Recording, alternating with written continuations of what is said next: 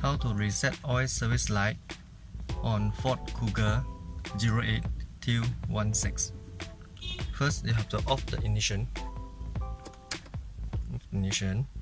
Then close all the 4 doors.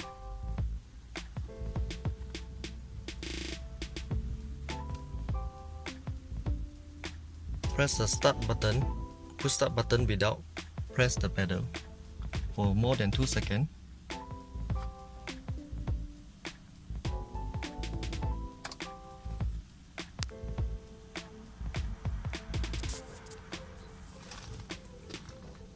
Second, press the brake pedal and the accelerator pedal simultaneously together for more than 20 seconds.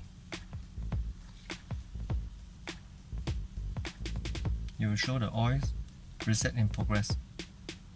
Let's press it.